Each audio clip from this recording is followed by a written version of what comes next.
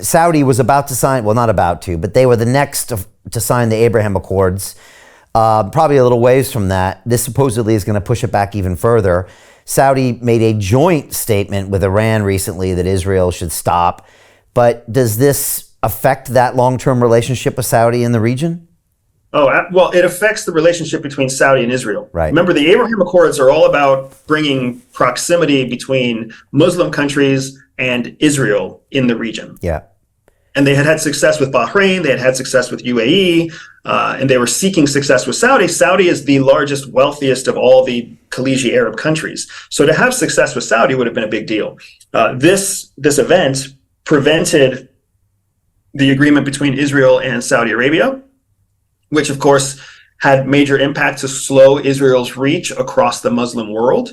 And it also demonstrated that the Palestinian conflict and the Palestinian oppression in Israel is still very much something that the Israelis are not willing to let go of yet, which send a message to all Sunni Muslims throughout all of the Middle East that Israel still sees Sunni Muslims and Islam as a whole as less than Judaism, which just further aggravates a long-running fire. But do the Saudis really care about the Palestinians? Does anyone in that region really care about the Palestinians? Or do they just have to be shown publicly to support them because they're their brothers in religion? But they can't truly care about them. No one's willing to take them.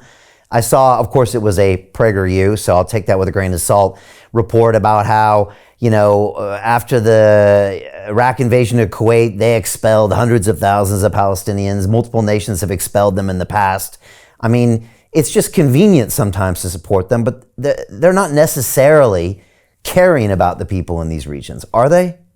Yeah, I would say quite the opposite. Really? I would say that in the Muslim world, they care very much about Palestinians, and it is very much an egregious atrocity what has happened between the Israelis and the Muslims. They don't care enough for them to come live in their countries, though, do they?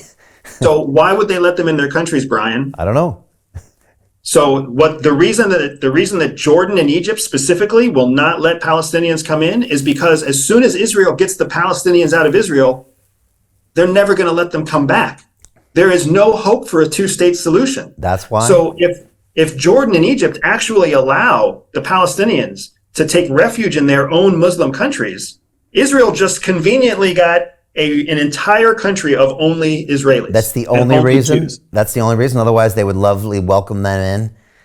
Well, there's economic reasons and stuff, too. You can snicker and snap. You can laugh about it all you want. But the truth is, I don't think that's the only reason, Andrew. I think there's a ton of economic reasons and a ton of other reasons they wouldn't want to welcome a bunch of refugees in. So yeah, absolutely. But your question was, do they actually care about the Palestinians?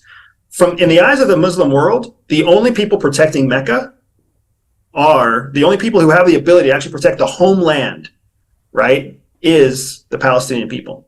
Everybody else, that's why that's why the holy city is actually split in half between where the Muslims are allowed to live and where the Jews are allowed to live. Oh, so not Mecca. If Israel is taken over, Jerusalem? Yeah, correct. Mecca's in Saudi, excuse me. Yeah, Jerusalem. Okay. Jerusalem, thank you.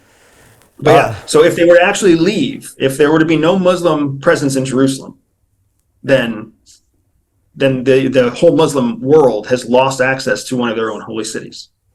Yeah, and then you can go down the line of, you can go down the line of Jerusalem being, held to have like the king of Jordan to have, access over the mosque and all these things. I don't know. One thing I'll agree with is it's a big old mess and I'll never fully understand it.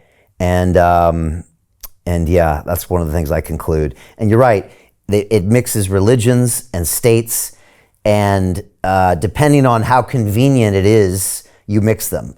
And Netanyahu was great about that. Netanyahu said, you can't be anti-Zionist without being anti-Semitic. So he loves to mix them because it's a great way to get his point across. And then other people will say, no, they're completely separate pieces. And so, yeah, it's been hard to watch. I was in Israel in 2018 to shoot a documentary with a former guest. And so I was there. And so it's just weird to watch it all happen after being there, And yeah, it's been really sobering. So Jim Rickards has just recorded a video that's not available to anyone in the public, and he's going to be talking about how this upcoming recession is going to be fast It's gonna be bloody, it's gonna be nasty. But at the same time, he's gonna show you how you can position yourself to profit from all of this chaos. Now, we've made this video only available to our viewers. Go to londonreal.tv/Jim, watch that immediately. I can't say enough good things about Jim Rickards. He understands the global economic system better than any guest I've ever had on London Real. His predictions are almost uncannily true, and you can learn how to profit from his vision, from his expertise, and his understanding of economics. So go to londonreal.tv/Jim or click the link below.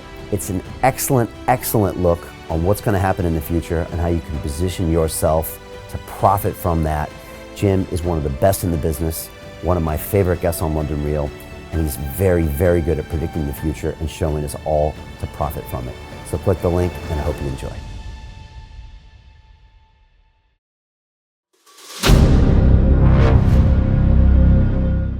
I'm looking for partners, collaborators, colleagues who want to join forces with me around the globe and create real value, generational wealth, and financial freedom for everyone else around the world. Get involved in the cryptocurrency markets, get involved in the NFT markets. This is your moment. Life all comes down to a few moments. Don't let this pass. Now it's not too late. Next year's going to be too late. Ultimately, this is about freedom. That's the way I see it.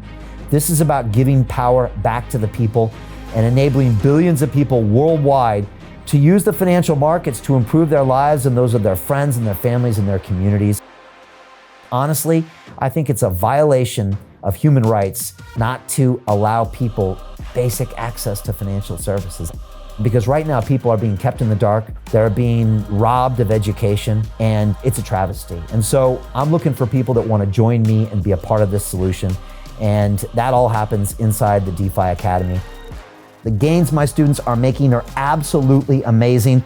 Double, triple digit gains in the first month alone. That's amazing. This will change your life. Now is the time to get involved. I'm gonna tell you exactly how my students in my academy made money in the last 30 days. I'm talking about real trading results. And let me just whet your appetite a little bit. Let me hit you with some numbers. I'm talking Brendan from New Zealand is up 68.77% on the month. Steve from Europe up 83%. Albert in Singapore up 169.9% on one single trade. I got Susan up 153% on her call options alone, also rocking 139% returns and 442% returns as well on individual trades. These are people that are changing their financial future in the last 30 days, but it's based on trading discipline.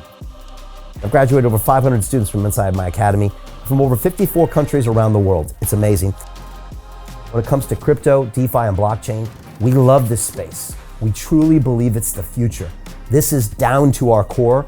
It's authentic to what we're doing, and everybody can tell through the camera because you can't make this stuff up. If you're watching me now, wherever you are, I implore you, take 60 seconds right now and join my academy. Apply today. Now you've got a chance. Life all comes down to a few moments. What are you gonna do? What's the choice that you're going to make?